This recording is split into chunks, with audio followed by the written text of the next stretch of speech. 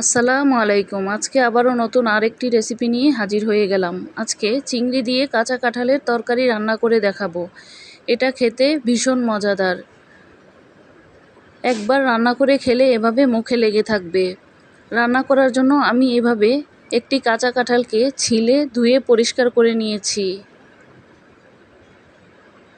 এবার চুলায় পানি দিয়ে সামান্য লবণ দিয়ে দেব, সামান্য হলুদের গুঁড়া, সামান্য মরিচের গুঁড়া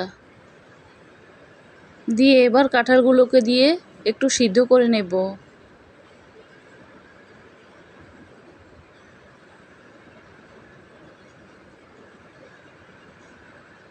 কাঁঠালগুলো যখন ভালোভাবে বলক চলে আসবে তখন আমি একটি ছাঁকনি দিয়ে ছেঁকে নেব।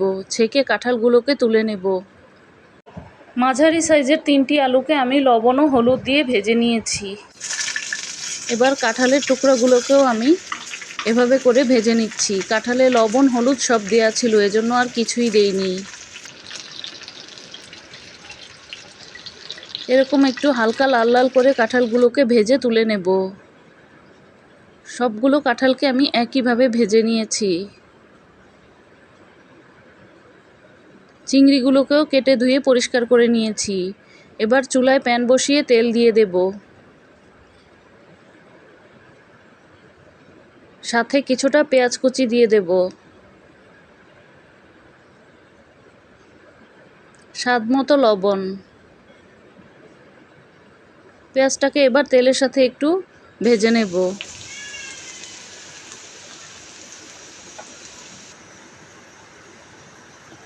ভেজে নেওয়া হয়ে গেলে 1 টেবিল চামচ রসুন বাটা, 1 টেবিল চামচ আদা বাটা দিয়ে তেলের সাথে একটু ভেজে নেব যেন কাঁচা গন্ধটা চলে যায়। 1 চা চামচ হলুদের গুঁড়া, 1 চা চামচ জিরার গুঁড়া, 1 চা চামচ ধনিয়ার গুঁড়া, 1 চা চামচ লাল মরিচের গুঁড়া। মরিচের গুঁড়াটা আপনারা আপনাদের ঝাল অনুযায়ী নিতে পারেন। এবার সামান্য পানি দিয়ে মশলাটাকে একটু ভালোভাবে কষিয়ে নেব। মশলা কষানোর সাথে আমি 2টি টমেটোকে কেটে দিয়ে দিয়েছি। এবার টমেটোটাকেও মশলার সাথে একটু ভালোভাবে কষিয়ে নেব। কষানো হয়ে গেলে আমি কেটে রাখা চিংড়ি মাছগুলোকে দিয়ে দেব, দিয়ে একটু কষিয়ে নেব।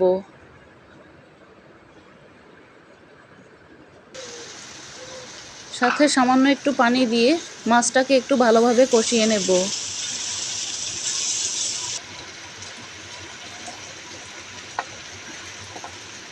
কষানো হয়ে গেলে এবার কাঁঠালগুলোকে দিয়ে দেব, আলুগুলোকেও দিয়ে দেব। সবগুলোকে এবার একটু কষিয়ে নেব।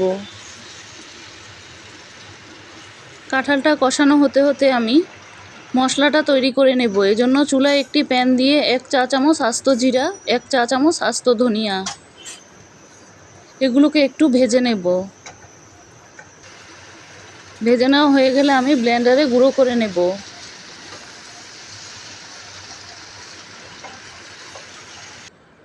কাঁঠালটাকে ভালোভাবে কষিয়ে নেওয়ার পর আমি এখানে পানি দিয়ে দেব কাঁঠালটা সিদ্ধ হওয়ার জন্য।